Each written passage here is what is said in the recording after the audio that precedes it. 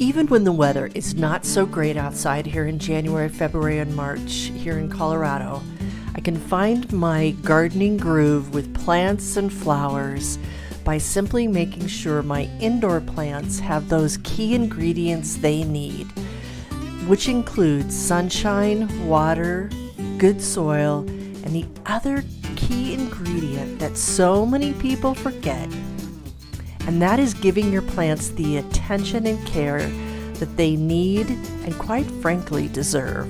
After all, they're living, breathing things that, just like any other living, breathing people and creatures, when you give them love, most times they're going to love you right back. Every morning I get up and do my meditation in our sunroom that is located on the eastern side of our house, a room that we added on to our home about 5 years ago. And we can't imagine how we didn't always have this room. In addition to the extra square footage, this room gives our plants a beautiful haven to hang out in. Also, it gives us beautiful sunrises and early morning sunlight that is glorious. After my meditation in this room in the morning during the late fall and winter months, this is the time that I most often care for my plants, from watering to removing dead leaves to celebrating a new flower, just to ensuring that overall love and respect for the over 50 plants in this room is happening. In other words, I ensure that I am taking care of them while they in turn feed my spirit. Sometimes, again, a new flower will have blossomed, a new growth spurt shows up, and cutting back anything that needs a little help in the growth process. During these months of winter, before and while my new seedlings are put under the grow lights downstairs, I ensure that every plant here in this room and other rooms around our home are well tended for and in each taking care of their own beautiful selves. And with that, let me get in front of the camera and head down to the grow room that's located in our garden level basement, as I started sharing in last week's vlog. I'm going to share with you a new soil enrichment discovery I am so excited about. All right, and with that, let's go ahead and head downstairs. I like to think of this as the full plant room, and the future plant room is down here. Watch where I'm going so I don't fall. Just a short flight stairs, and here we are downstairs in the grow room, workout room, etc., as I've shared. And just outside the window, let me show you, is the garden just outside. So I've got a couple of things I want to share with you this week as we update where we've been, where we're going. Let me see if I can bring this down here. I'm going to sit on the floor. All right, so here we go, and we're going to be talking about a variety of things here today, from some soil amendments. So getting ready, we're not going to actually plant anything until next week. Next week we get started. But I really feel like January is such an important time to really get your ducks in a row, to kind of figure out what it is that you want, not kind of to, but to figure out, what do I even want in my garden this year? What am I going to direct sow? What do I want to sow indoors as far as seeds go? Seeds have been coming in the mail for me, and I want to do a little bit more shopping at my local garden centers too, just to make sure I've got everything I need. I really just love that prep. I also, last week I talked about getting everything sorted, and I have gone and done that, from my treasure chest, my beloved treasure chest, which I have over here, to getting everything into little, here's my zinnias, all beautiful in a little packet, and it's really working out really well. So we'll see how organized I stay with that, especially with the new seeds as they come in. So that's hanging out here. And then there's the soil amendments. So I shared last week how I made the big faux pas of assuming that the soil, the seed starter soil that I got at my local garden center, was peat free. It is not. Sad but true, it is not. And why don't we want peat? Because peat is not sustainable at all, and causes a lot of harm to the earth. So it's counterintuitive. It's like spraying pesticides on your yard. It's counterintuitive to do it because, yeah, it makes it look beautiful in the moment, but it's harmful in the long run, very harmful. So this has peat in it. I'm going to go ahead and use a couple of bags that I have of it. But one of the things that I've learned it's been 4 years that I've been doing seeds indoors, is to add some amendment to that soil to stretch the soil, because it's expensive. It can be very expensive. So one is Coco Coir, which is made from coconuts. And there's been some talk that it's not sustainable, and I haven't really heard anything that really, well, let me sip on my coffee for a minute and think about this.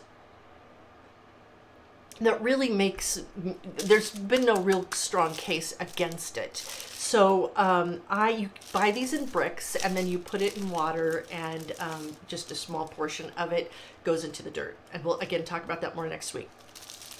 What I did discover is that you cannot do this by itself. I tried to do Coco Coir by itself without any other soil with it.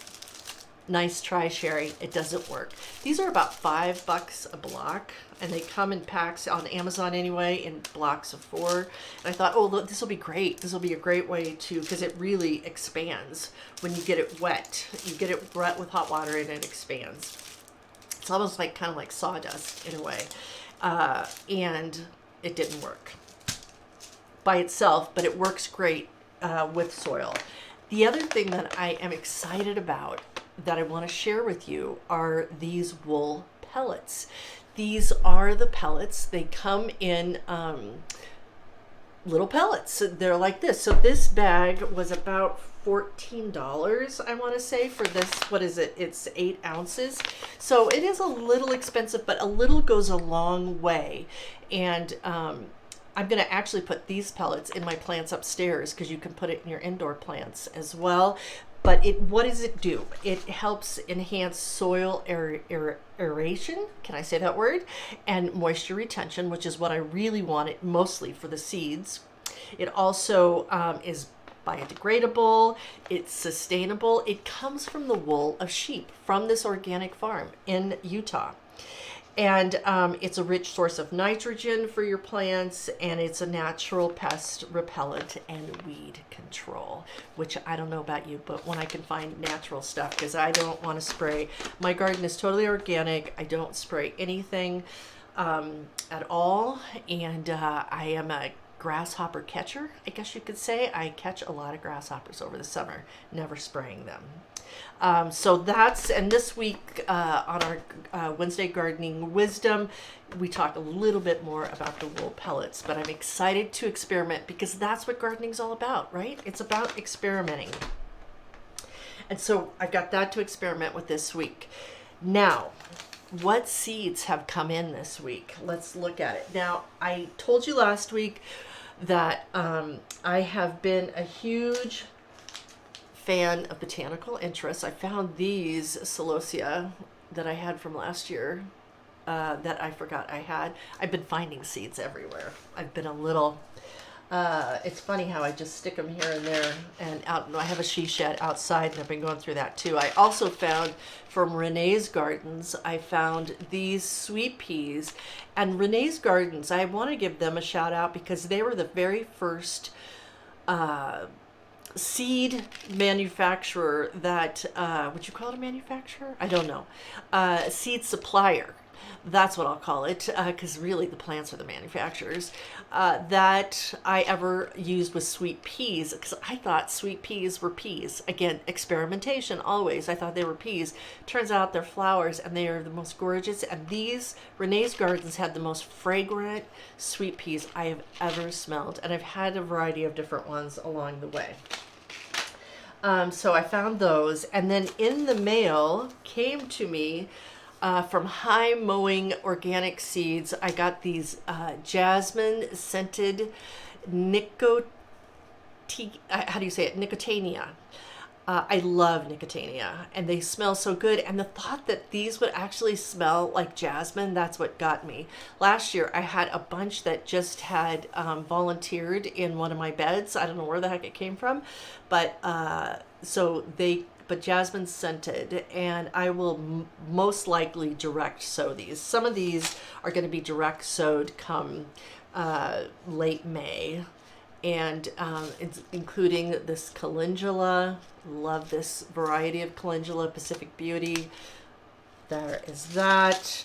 There's some of these. It's interesting to me how some are there's a lot more information on the back of your seed packets, and then others have very little, like these from High Mowing there's no picture, and but this is Aztec Sunset, and I'll try to find a picture and put it up here so you can see it,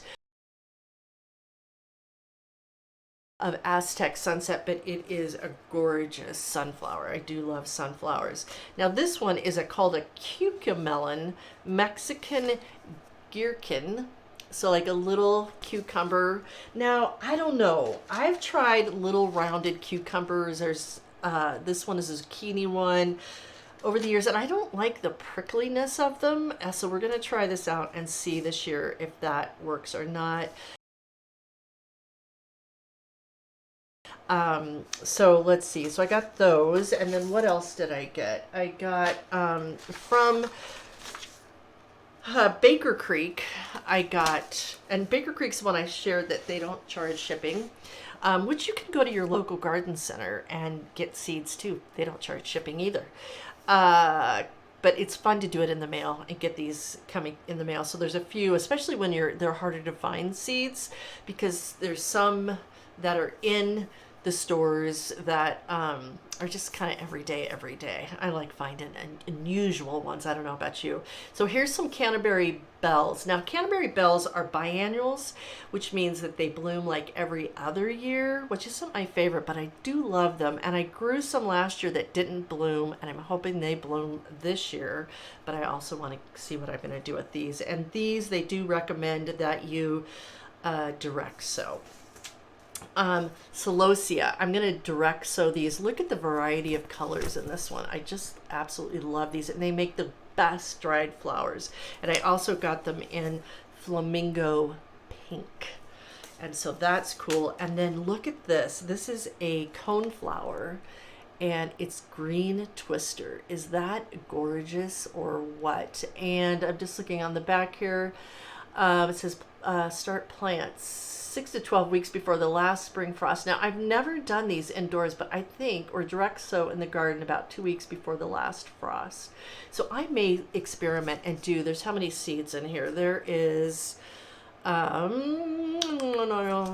usually we'll tell you how many seeds, but I don't see it.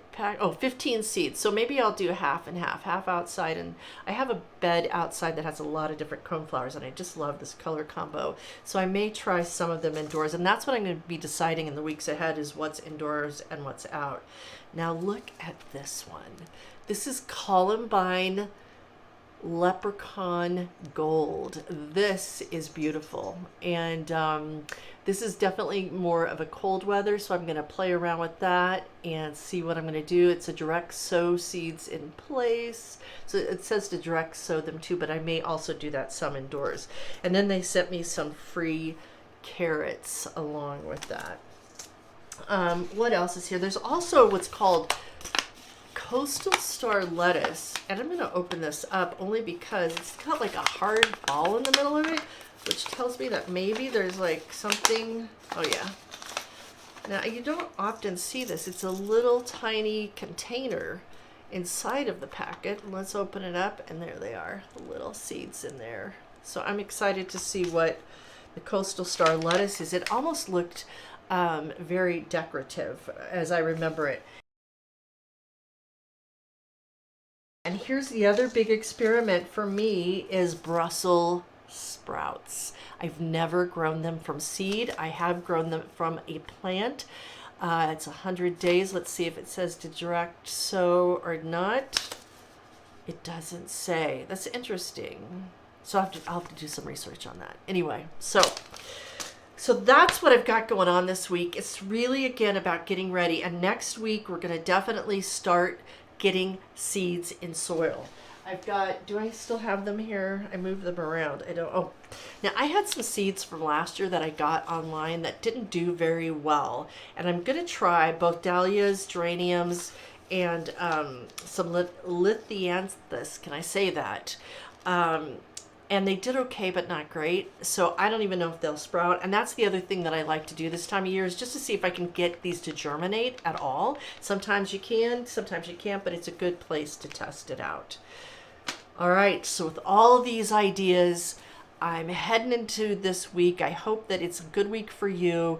Thanks for joining the vlog this week. Here's to you, here's to seeds, and here's to just letting your imagination go wild, as it's such a great time of year to just start thinking of your garden and what's going to be, what's possible. I'm heading to California next month for a couple of weeks, so I really want to have everything in place here so that my husband isn't left with too much to do as far as taking care of these guys and the seeding of them. But yeah, onward we go. Thanks for joining me, and we'll see you next week. Take good care. Thanks for growing with us, and we will see you next time. And in the meantime, be sure to like, comment, let us know what really resonated for you in this video, and then of course be sure to subscribe at no cost to you and be updated when we have new videos up to play.